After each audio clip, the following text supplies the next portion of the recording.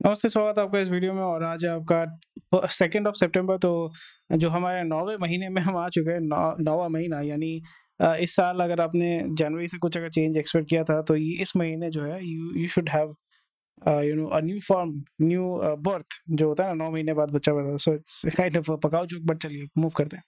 तो आज का जो इम्पोर्टेंट न्यूज़ है वो हम चेक करेंगे। उसी के साथ-साथ अगर आप इस चैनल पे नए हैं तो सबसे पहले इस वीडियो को लाइक कर दीजिए। लाइक तो कर दीजिए ना, लाइक करने में क्या जाता है।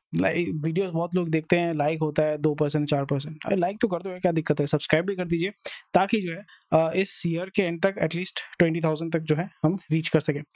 और उसी के साथ-साथ अगर आप इस चैनल पे नए हैं तो वो एक ही खिस्सा बेटा डायलॉग हो जाता है। और सारा जो इम्पोर्टेंट न्यूज़ है वो आपको हमारे वेबसाइट में मिल जाएगा। आप रजिस्टर कर सकते हैं, साइन इन पे जाके रजिस्टर कर सकते हैं, लॉगिन कर सकते हैं और सारा जो न्यूज़ का एनालिसिस है वो देख सकते हैं। तो व्हाट्सएप और टेलीग्राम ग्रुप को ज्वाइन कर सकते हैं।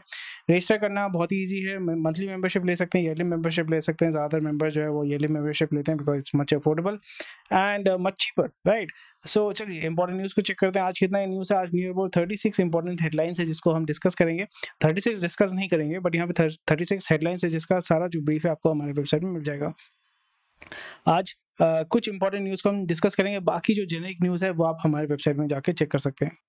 तो यहाँ पे एक बहुत अच्छा न्यूज़ है। Fund houses to ask SEBI to cut maturity time for 81 bonds. तो 81 बॉन्ड्स जैसे ऑलरेडी पता है कि 81 is additional tier 1 bonds, these are perpetual bonds. यानी कोई भी बॉन्ड, कोई भी बैंक जो है उसको पैसा चाहिए होता है, वो आपका इधर जो आरबीआई है उससे पैसा ले सकता है सर्टेन आपका रेट पे, जो आपका आरबीआई बढ़ा सकता है, कम कर सकता है, या फिर वो बॉन्ड के माध्यम से मार्केट से पैसा उठा सकता है, या आपका जो कासा अकाउंट होता है, करंट अकाउंट, सेविंग्स अकाउंट, उसमें जो पैसा डालते हैं वो पैसा फिर वो लेंड करता है, लेंड आउट करता है, वहाँ से वो इंटरेस्ट के माध्यम से पैसा कमाता है। नेट इंटरेस्ट मार्जिन या नेट इंटरेस्ट इनकम के माध्यम से वो अपना पैसा या प्रॉफिट जो अर्न करता है।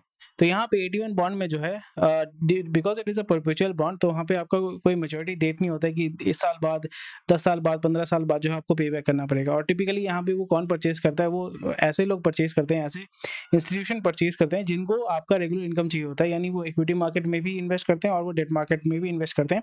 जैसे इंडिया में जितने भी सारे आपके जो 81 बॉन्ड्स होते हैं, नियर अबाउट 7%, 7.2%, कब कोई तो जिसका क्रेडिट रेटिंग बहुत खराब है, उसका 8.25% भी जो आपका उस रेट पे जो है वो आपका 81 बॉन्ड उठाता है।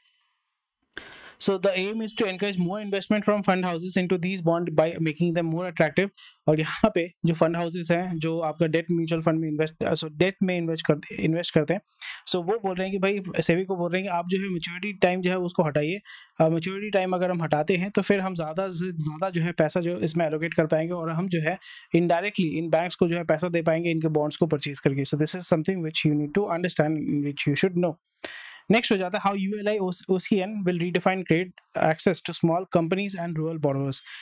The unified lending interface by RBI is set to streamline credit access for small companies and rural borrowers. This is very very good। ये बहुत ही ज़्यादा इंपॉर्टेंट है क्योंकि अगर आज के ज़माने में जो कॉर्पोरेट कंपनीज है, they are like they are fine, mature हो चुके हैं, वो अपना खुद का खुद कर लेते हैं। बट यहाँ पे अगर आपको इंडिया को स्पेशली स्मॉल एमएसएमई सेक्टर के माध्यम से ही ग्रोथ कर सकते हैं, एमएसएमई सेक्टर के माध्यम से ही आप जो है एक डेवलप नेशन हो सकते हैं या जीडीपी को इम्प्रूव कर सकते हैं। कॉर्पोरेट्स तो ठीक है, कॉर्पोरेट अपना यहाँ पे अच्छा नहीं लगेगा तो किसी दूसरे देश में मूव कर जाएगा, बट जो बैकबोन होता है वो होता है एमएसएमई।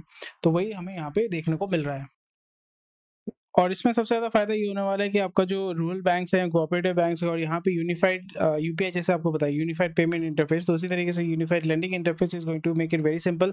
और ये एक बहुत ही ज़्यादा अच्छा इनिशिएटिव है जिसके माध्यम से जो एमएसएमई है, स्मॉल सेक्टर्स है, रूरल एरियाज़ में जो भी बिजनेसेस हैं या जो भी एंटरप्रेन्योर्स हैं या जो लोन चाहते हैं, तो उनके लिए बहुत ज़्यादा ईजिली जो है एक्सेसिबल हो पाएगा। और यहाँ पे बहुत तगड़े लेवल पे जो है we can expect that corruption जो है वो रिड्यूस होगा। एंड आप क्रेडिट के एक्सेस लोगों तक अगर इंप्रूव कर पाते हैं, so that contributes to the society as well.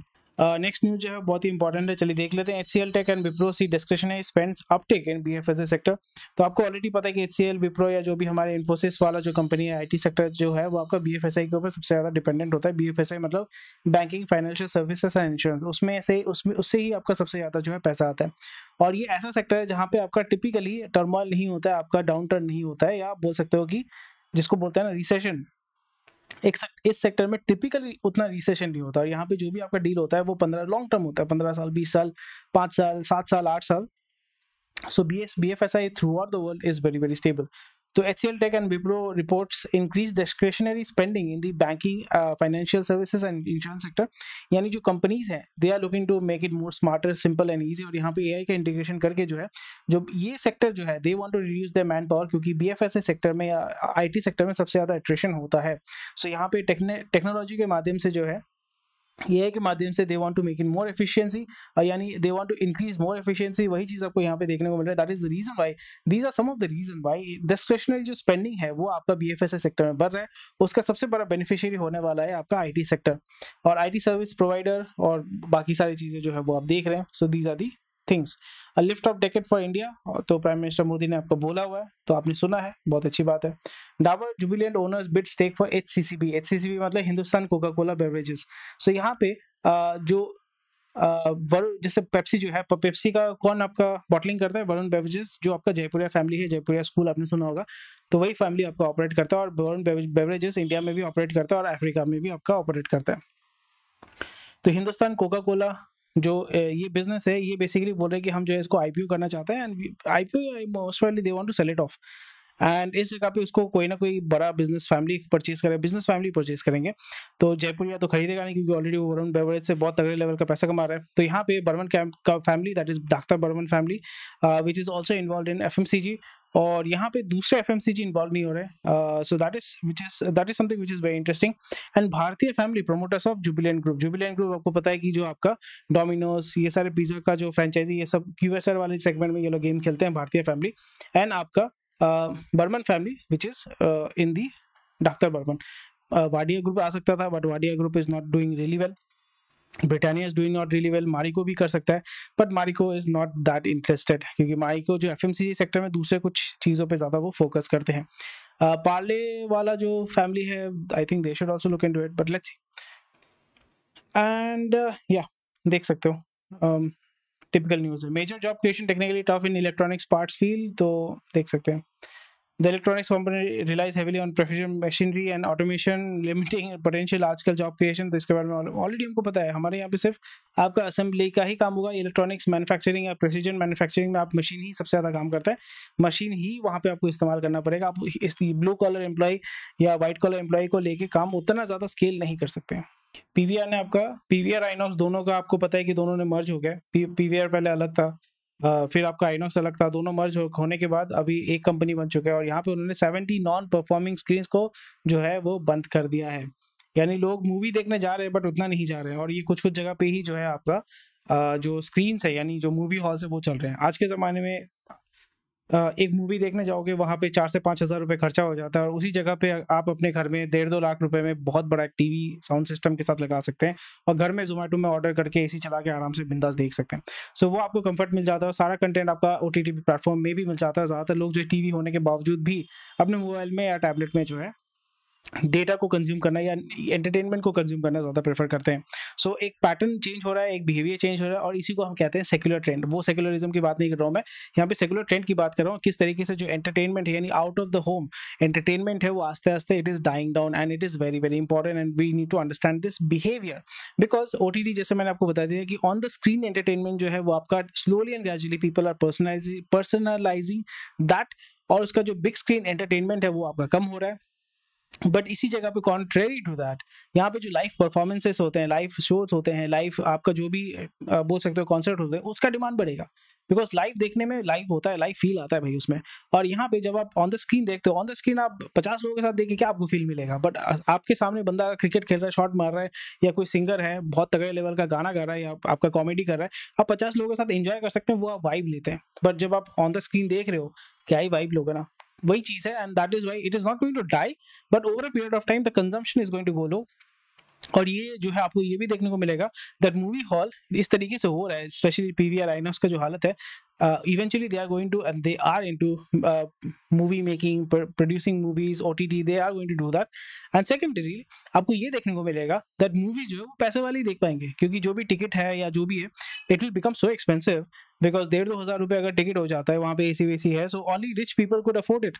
तो जो आपका मिडिल क्लास वाला बंदा है, जो पहले मेरे को भी याद है 5-10 रुपये चोरी करके जाके देखता था मूवी, तो फिर वो तो जमाना गया भाई.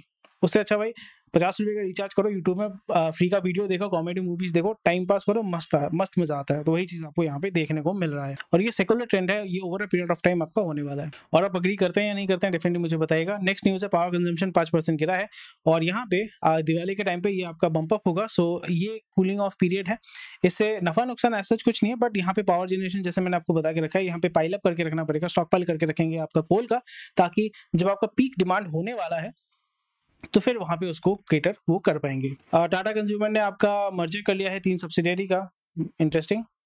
और यहाँ पे बांग्लादेश में क्राइसिस होने के बाद रेमंड के पास बहुत सारा इंक्वायरी आ रहा है, so Raymond is going to take a lot of benefit, but again promoter की अपने फैमिली में दिक्कत हो रही है, so these are the businesses where you have to be very very sceptical. So India has trade surplus with 151 nations and deficit with 75, and the biggest trade deficit that we have is with China and Russia. Russia से oil लेते हैं, China से हम सामान लेते हैं। और हमारा यूएस के साथ सरप्लस है क्योंकि हम उसको नेट एक्सपोर्ट करते हैं, सर्विसेज नेदरलैंड को करते हैं, so which is very good.